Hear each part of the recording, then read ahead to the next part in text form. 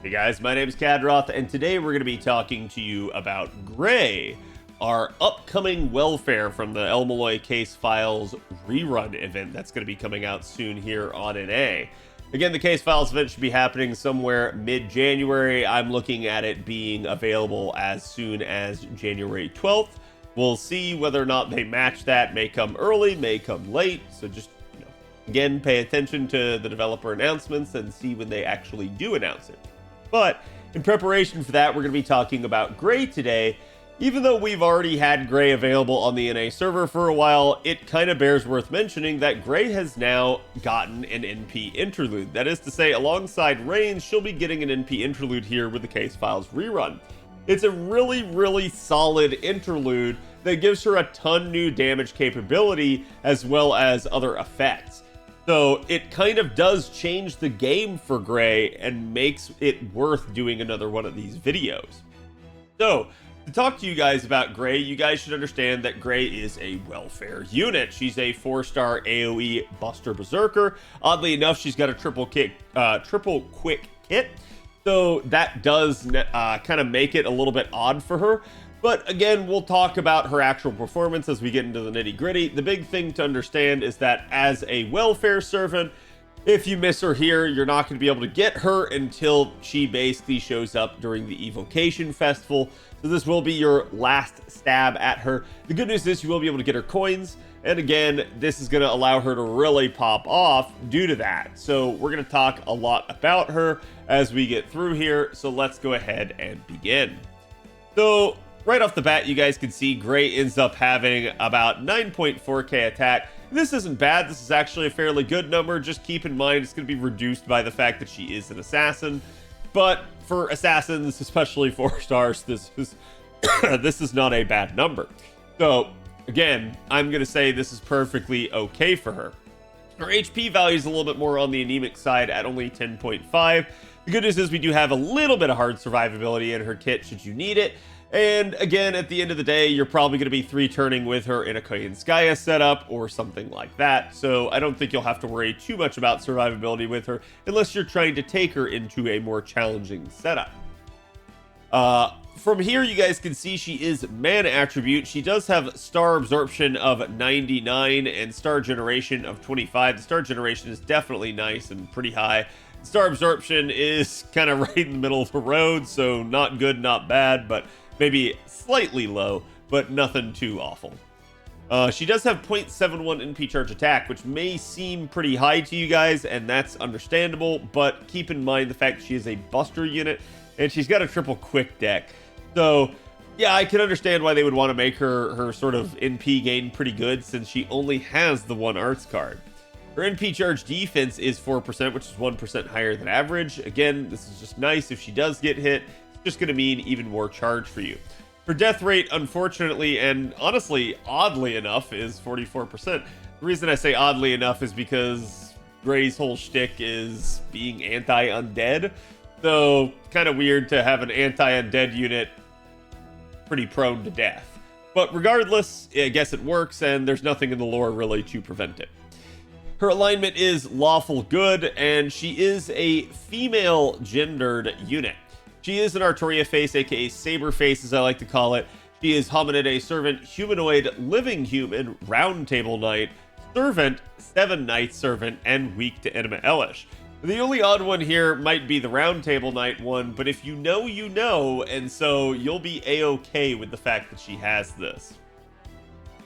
Her deck here is, again, as we mentioned, triple quick. This is actually somewhat of a rarity in FGO, especially nowadays.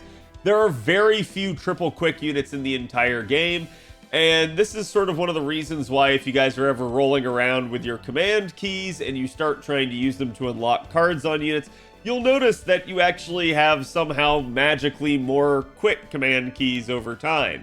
The reason for this is just because you're not using them as often, because while there are plenty of triple arts and triple buster units, there are very few triple quick units. So there's just not as many cards. The devs seem to really be incentivizing buster and arts, to no one's surprise at this point. But again, just because it's quick doesn't mean it's bad, and Gray does have a lot of stuff in her kit to actually make this work, so I think you guys will be a-okay with the fact that she does have this. I would maybe prefer the second Buster over the third Quick, but at the end of the day, this is still perfectly fine. Her hit counts here for her Quick and Arts cards are all average, so that there's nothing to worry about there. The only concern would be technically the Buster card here, which is 1 below average at 2 hits. But again, this is perfectly fine given the fact that it is a Buster card, so we're not going to be relying on it too much for, say, Star generation or, again, NP generation in that regard.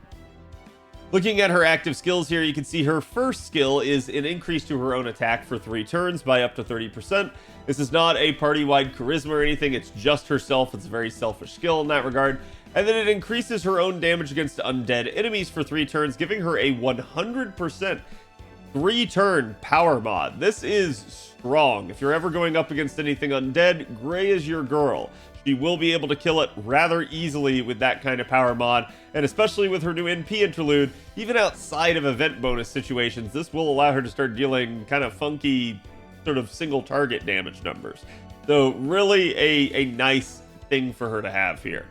The unfortunate nature is, as an assassin, there is not too many like rider undead enemies out there. You're looking at like ghosts and zombies and such, and yeah, most of them just end up being other classes for better or worse. So it is what it is, but again, I'm gonna say it's fine, and it's just a unique thing that Gray has. All of this is on a 5-turn cooldown. Now, the thing to pay attention to is because of Gray's new NP Interlude, you can actually 3-turn with her with Double Koyanskaya. So as a result, you do want to pay attention to these skill cooldowns. This is going to mean if before you had Gray and you maybe didn't have some of her stuff lored, you might need to now in order to get it back in time. For this skill, you would not have to have it lored. If you didn't, you would get the skill on turn 1 and turn 3, so you would still have basically it doubling up. You just, if you actually did lore it, would only have it on a 5-turn cooldown, and that would mean you could get it as often as turn 1 and then turn 2. So you could literally get it right back the second turn, making you hit hard in like a wave 2 area where maybe there might be a high health enemy that's an annoyance. So there is some benefit to actually having this skill lored, just because it allows you to sort of fast track the attack up here. And certainly, again, being able to double stack anti-undead niche is just going to be powerful. Her second skill here is Quick and Buster performance for 1 turn of 40% each. So this is kind of the issue with this skill, is it is 40% each on Quick and Buster, which is strong. The problem is it's only a single turn duration. As a result, because this is on a 6-turn cooldown, you are going to want to lure it. Otherwise, you're going to struggle to actually get it back in a 3-turn. But what this will allow you to do is pop it on turns 1 and turn 3. The downside is you just may not actually need it on turn 1, and it would have been better, say, on turn 2 and turn 3.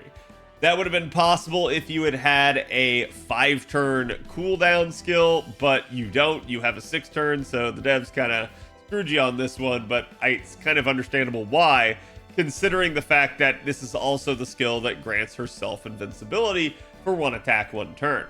This is not a huge amount of hard defense, but it is some hard defense, and again, this will be able to soak an NP for you in an emergency situation should you need, so it is what it is. I think my only gripe is this is also 1-turn duration, and it is also attached to the 1-turn duration steroids, so you really have no choice in the matter. It's basically you either choose to use this to survive, or you don't, and then you die.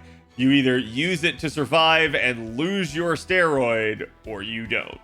Not much of a choice, and thus, basically, it ends up being kind of a problem. If the steroids were multi-turn duration, that would give you at least a little bit of leeway for when you would want to pop it, but they don't, so kind of is a little bit of an annoyance. Still a strong skill all in all. Her second skill charges her own NP gauge by 20%, and then increases her own debuff resistance for 3 turns by 30%. This is actually a strong debuff resistance, but I'm going to tell you flat out, the reason you're going to lure this skill is not due to the amount of debuff resistance it gives. It's due to the charge. If you want to be able to 3-turn with Double Koyanskaya, you're looking at the skill that you need to lure, basically, in order to do that. So, again, just keep that in the back of your mind, but you will want to lure the skill, regardless of the fact that it doesn't scale charge, because of the cooldown. If you leave this on a 7-turn cooldown, you're going to have to resort to some sort of alternate mean, which then means you wouldn't probably be able to use Oberon in your backline, which then probably means you won't be 3-turning. At least not from nearly as, beneficial of a starting point. So again, I'm going to say you're going to want to end up luring basically all of Gray's skills. And the reason why is to get multiple effects. The second skill is maybe the easiest one to get away with not luring, because if you don't, you're basically looking at a 4% degradation to the Buster buff for the NP. But at the end of the day, you can still just say have a 7-turn cooldown and pop this only on turn 3, and you'd be okay. The only question would be, could you make it through waves 1 and 2, which again, in a Buster comp, you should be able to, but it just depends. But again, that is sort of the issue. You're going to now want to lure Gray's skills because of this change to her NP. Her passive skills, she gets Independent Action A+. This is going to increase her own critical damage by 11%. Magic Resistance C to increase her debuff resistance by 15%. And then Reflection of the King to increase her own NP generation rate by 10%. So this is in addition to the already nice 0.71 NP charge attack. Just keep in mind, again, she doesn't really have a lot of arts cards or anything. She's got 3 quick cards, which is something. But again, it's just a nice thing for her to have because this is a permanent effect. Her second skill for her append is absolutely the one you should go with first. This is the one you guys are going to want to lure, and I'm going to explain to you why. Basically, a standard Koyanskaya setup for Gray, and I actually explained this during the case files review, kind of works like this. If we divide it up into basically, let's just say wave 1, wave 2, and wave 3, you're going to be looking at wave 2 being both the Koyanskaya 50% charges, wave 3 having Oberon's 70% charge, and thus Gray must fill in the blanks. And so this is kind of how we solve for 300. Well, the good news is the change to Gray's NP means she gets 10% refund on the back of her NP. That does mean it's also here in turn 2, but we don't care because at that point we're at 110% charge. So that 10% charge here, combined with the ability to utilize her 20% charge skill again, means that now wave 3 is solved and you've got 100% charge there. We also know that we can double pop that skill, so that means we can start out with 20% charge from that charge skill that she has, and then you could start out with her maxed out mana loading. That then means you would be able to 3-turn starting from 60%, so a good 60% CE will sort of be meta with Gray. Having a decent one will allow you to really pop off and get some good damage out of her, especially if you have certain ones. But again, at the end of the day, there are numerous other things that you can do, and you don't necessarily have to have the mana loading. If you don't have a decent 60% CE, you can always just throw on a normal K-scope or some such, and basically just work from there. I do recommend at minimum, though, for something like that, unlocking the mana loading just so that you have it. But again, you will get coins from the event, so let's just go ahead and assume that you did. Doing so would allow you to work with something like an MLB Imaginary Element or something like that at 75%, and you should be basically capable. The whole point to being able to start out with a 60% C is not to be able to touch something like Imaginary Element, though. It's to be able to actually utilize craft essences that not only have starting charge, but also some sort of beneficial effect that will increase Gray's damage output. That's going to be your bread and butter, and that's the whole reason why I'm telling you, get and lure that mana loading if you can. Her third append here is Anti-Berserker Attack Damage Aptitude, so it's going to be the second one you'll want to go with. It's actually really solid. Again, this is just going to give Gray even more damage against a class she was already effective against. So I highly recommend working on this one as well, but this should come second fiddle to the mana loading. And then the first one is Odd Man Out here, as the extra attack finesse improvement is still good, but admittedly, it's going to shine less compared to the second and third append. So again, my recommendation for the append order is 2, 3, 1. But again, they're all going to be useful, and you should have enough coins for them all. Her Noble Phantasm started out as a 4-hit AoE buster. It just dealt damage to all enemies, and then after the fact, it reduced their quick and buster resistance for 3 turns by 20% each. Again, you'll notice a lot of the stuff has both quick and buster synergy. Buster because of the buster Np and the singular card, and quick because of the triple quick deck. So essentially the fact that she ends up having this second skill here that also impacts quick by 40%, and then ends up having an overcharge that reduces quick resistance by 20%. Your quick cards can not only hit decently hard, but also generate some good stars and NP for you due to the simple overlap of all of these skills. So it's a really, really nice thing for it to have. But yes, otherwise it was a straightforward AoE buster NP, nothing too much to write home about. Then they end up giving her this Np Interlude, and what it does is it basically gives her Ignore Invincibility for one turn before her damage goes out. This now means you're basically not going to stop Gray from damaging you, and it's going to be a really powerful thing. She's then going to deal damage to all enemies, which has had its damage increased, and she will now charge 10% NP off the back of her NP. So that's going to allow her to be able to 3-turn. That 10% refund on the back end is actually what makes all the difference. Without that 10% refund, you would be staring at Oberon of 70%, Gray of 20%, and be shy of 10% in order to be able to 3-turn. You might be thinking, oh, well, maybe I could use a Mystic Code or something like that. You might be able to, but then there goes your plug suit, so you just wouldn't be able to work nearly as effectively or have as much charge or damage in order to work out for her. The overcharge effects stay the same here, so again, you kind of know what the deal is, and it will just increase damage after the NP. So when you follow up the NP with quick or buster cards, boom, there you go, 20% more effectiveness right there just off that. And that's assuming no ranks of overcharge or anything else. So again, Gray's pretty good now because of this. In fact, there have been a lot of arguments about Gray with regards to her damage, but we'll go through the CEs first here. So you already heard me talk about why I think 60% CEs are going to be sort of the best option. Let's go ahead and talk with you guys about some of the 60% CEs. The Battle Olympia is going to be right here at 2k attack. This one is an old Nero Fest CE.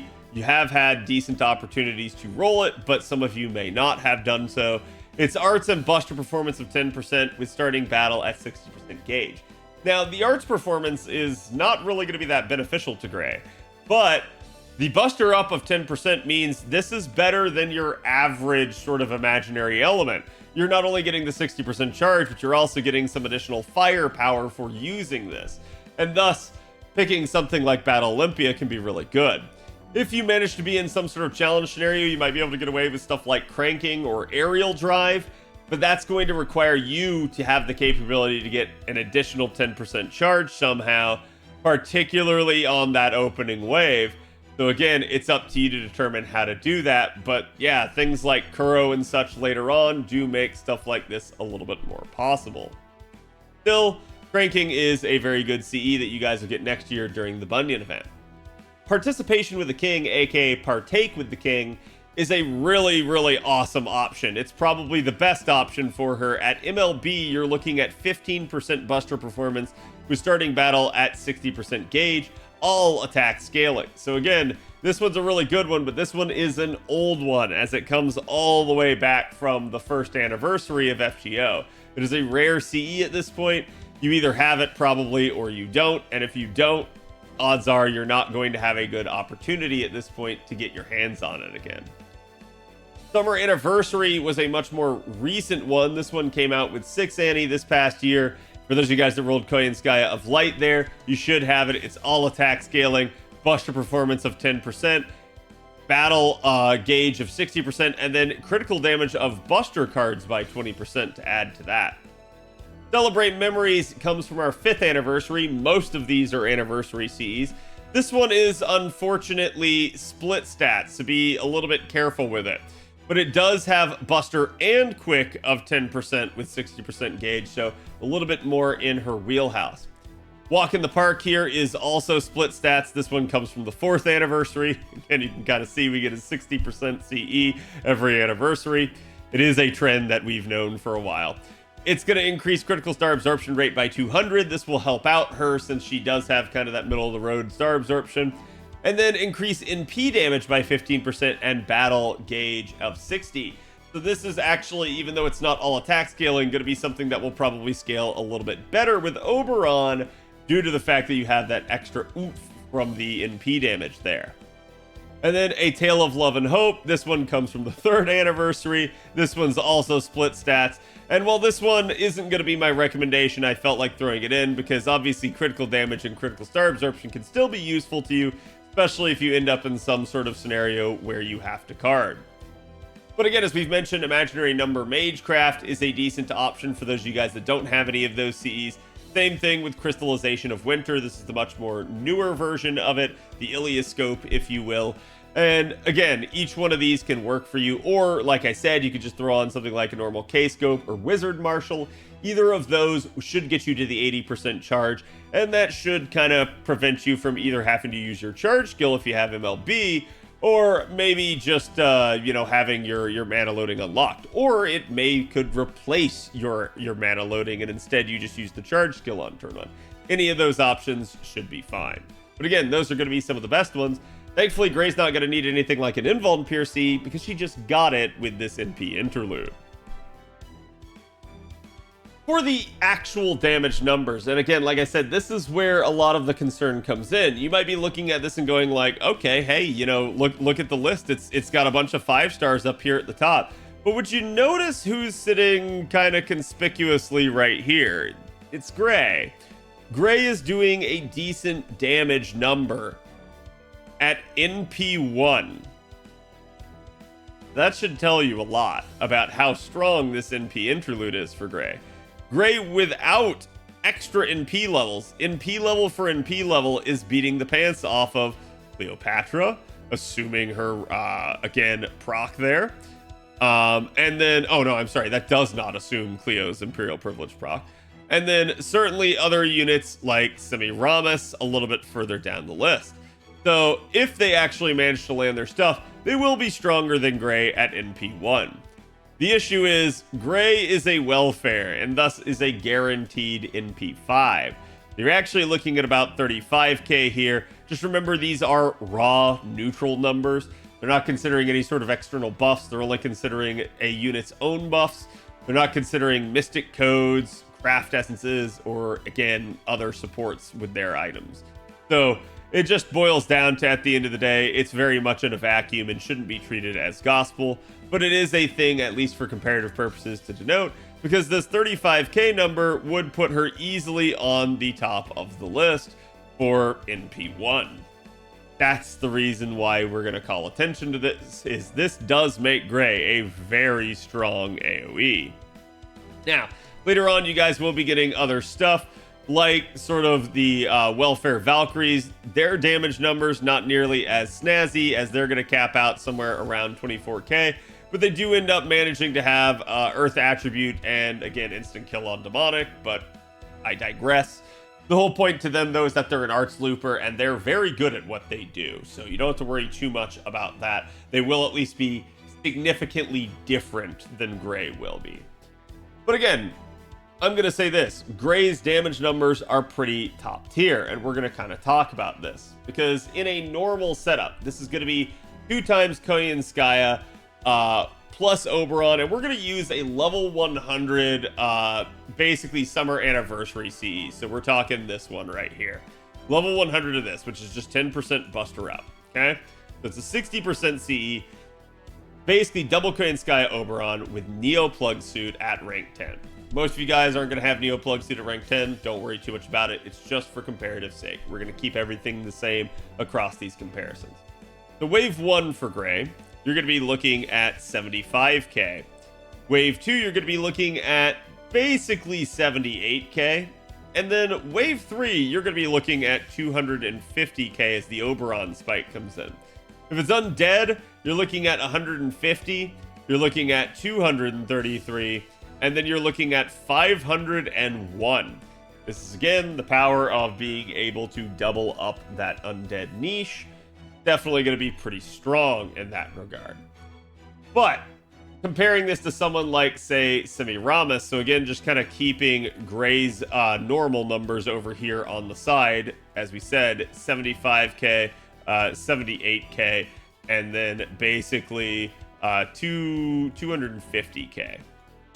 For Simi, you're going to be instead looking at, for her at like NP1, 57k, 46k, and 164k.